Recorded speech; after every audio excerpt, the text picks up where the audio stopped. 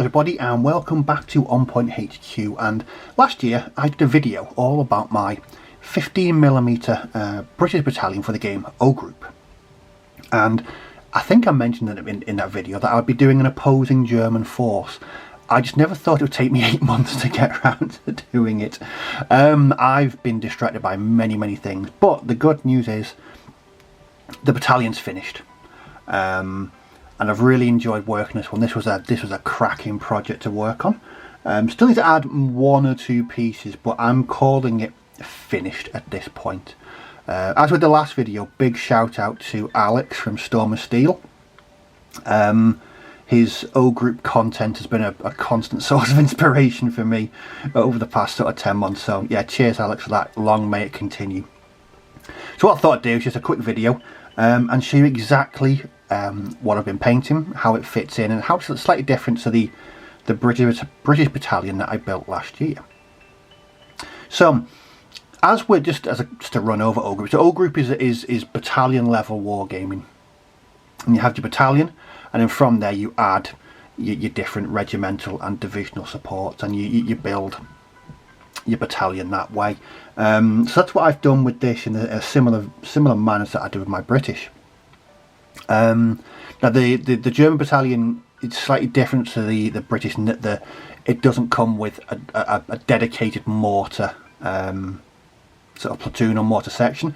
They're incorporated into the machine gun platoon, but yeah, I'll come to that once I get to the machine guns. So as with the last video, I'm going to start off with something that you don't actually need to to play the game, and that's your battalion HQ.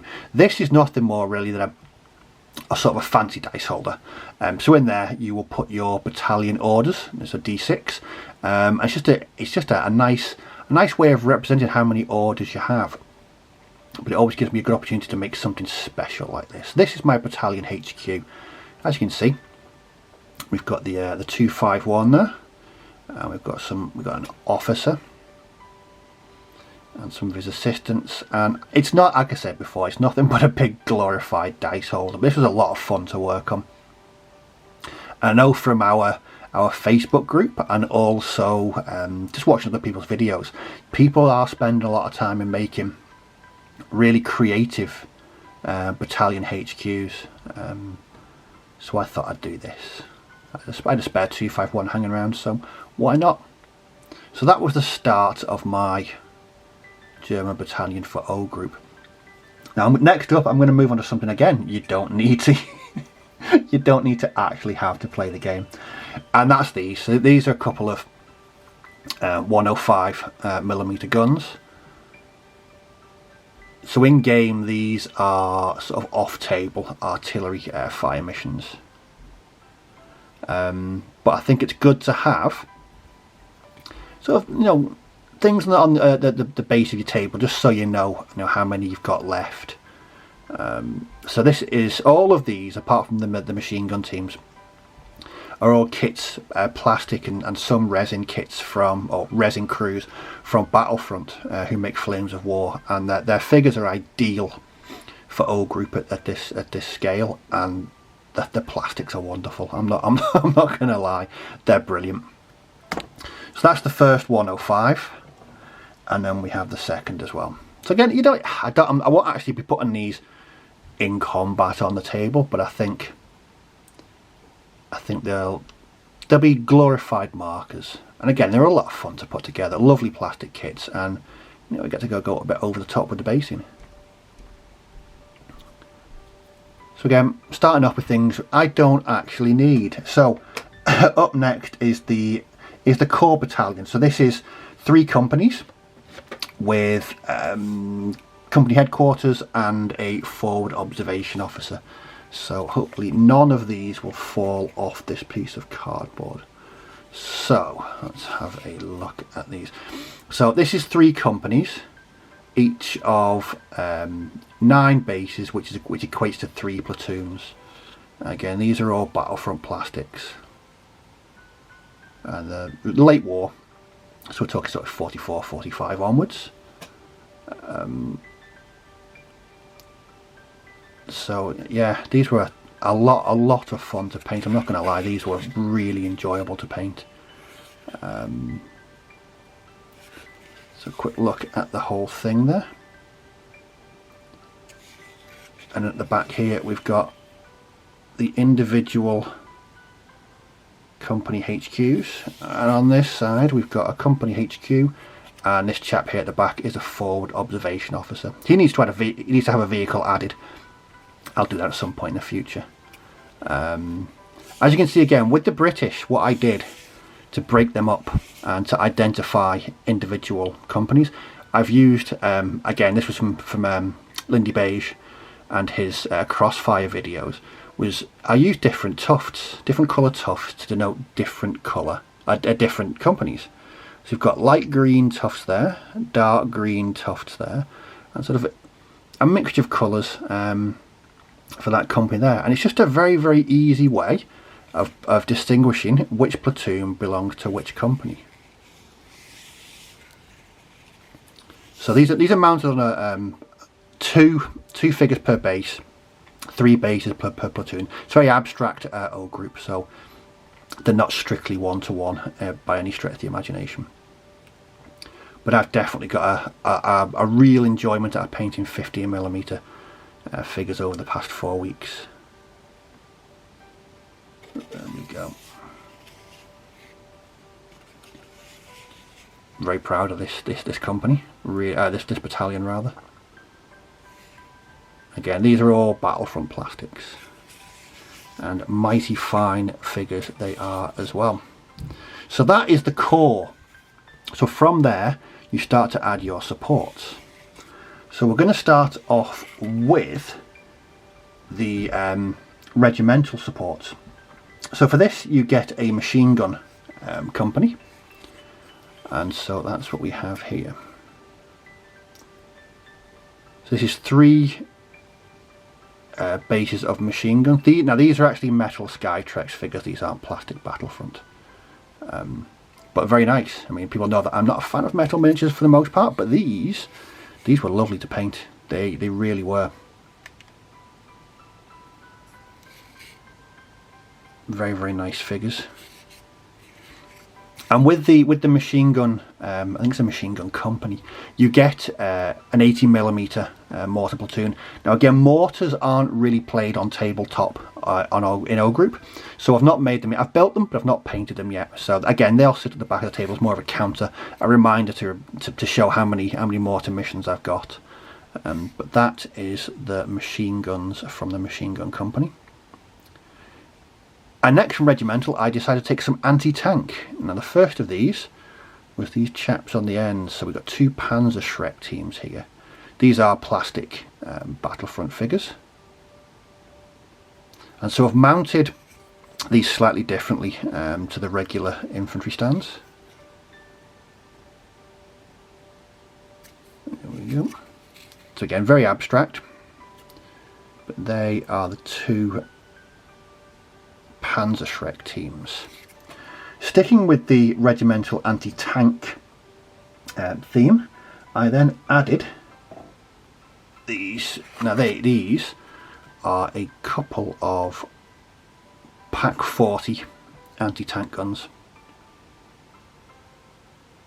Again, more plastic kits from Battlefront, and these have just been mounted on MDF bases. Really nice, really lovely kits to build. These actually come with a plastic crew rather than the resin crew. I actually built these built and painted them in one day. It was a very simple build. Again, really nice. They're hidden in the hedgerows, waiting for some unsuspecting Allied tanks to come along. There we go.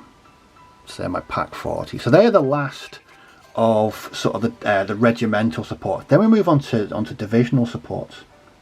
Now this is mostly armour. Let's start off with these. So here we have. So on the left we have 2 Hetzers.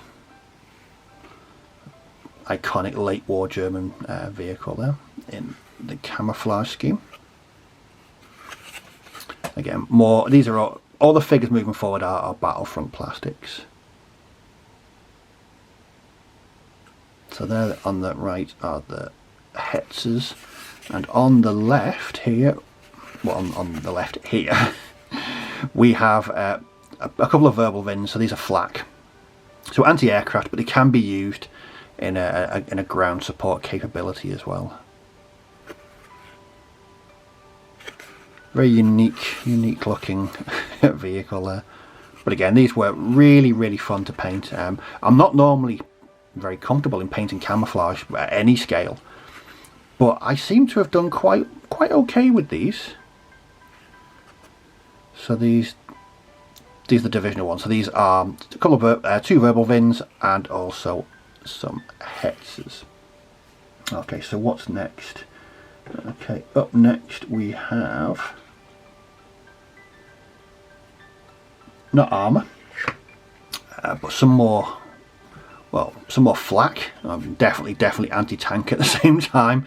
So these are a couple of 88mm guns. Again, another iconic weapon from World War II. So these are Battlefront 88. These need toes as well.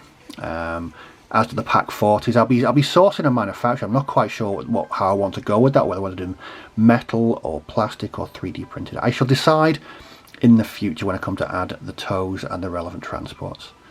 But these are the two 88mm guns. I'm hoping to cause some carnage in the hedgerows with these chaps. Again, lovely kits.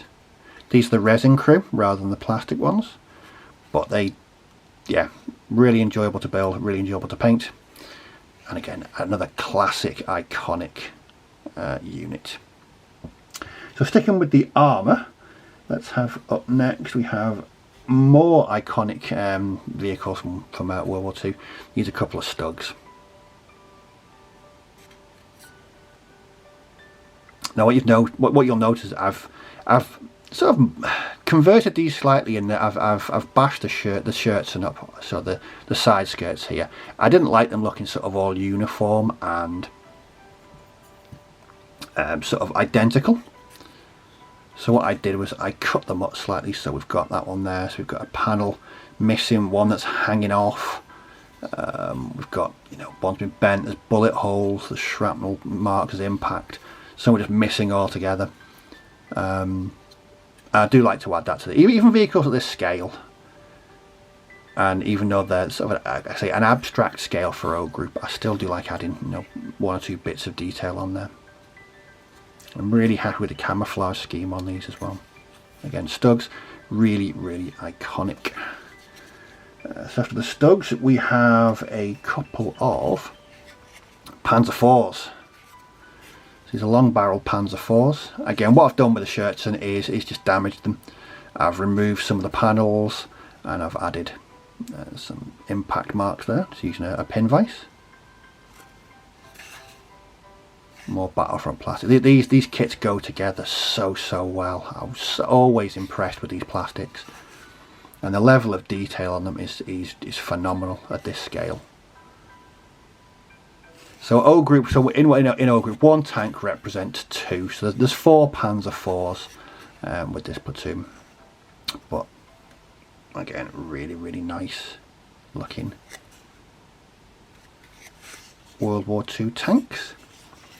What's left? Right, we have hit up next are these.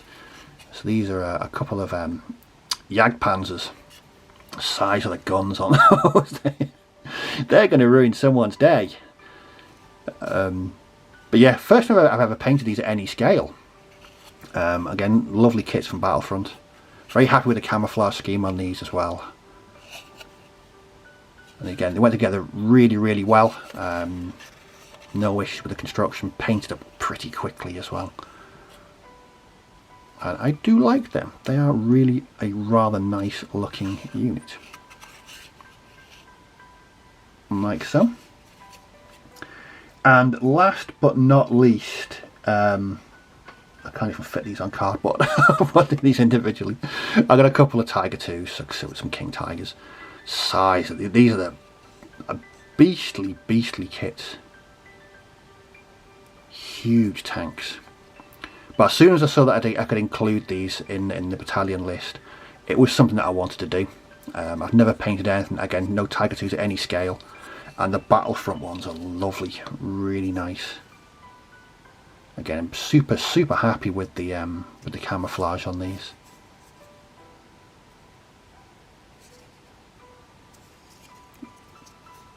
Just really enjoyable tanks to work on. Yeah. And there we go. So that's the full battalion that I've painted. Some other things that I've worked on though is, in O group you have combat patrols. These represent sort of forward scouting parties. And I've seen a lot of people use tokens and different things like that. I've seen a lot of people use poker chips. Now I was going to use poker chips as well, with the relevant company just denoted by a letter, so company B and C. I've seen loads of people use these and they work really well. I wanted something a bit different though with mine, so I made these again with poker chips, but I wanted mine to stand out a bit. So what I did was I just used a couple of spare figures and I've made a little diorama. And again, these are meant to represent forward patrols, finding safe ways into the combat zone. So I wanted mine to stand out a bit. So I just spent an afternoon or so working on these. I think they look quite good. They're probably a bit over the top for what they're actually going to be. But again, it's just something unique for the army. So you've got a couple of spare. I've got loads of spare figures knocking around, so I thought I'd put them to good use. So I need to make 6 more for the German battalion, another 9 for the for the British. So a bit of a rod for my own back, but they were really enjoyable to make, and they don't take too long at all, and really quite fun.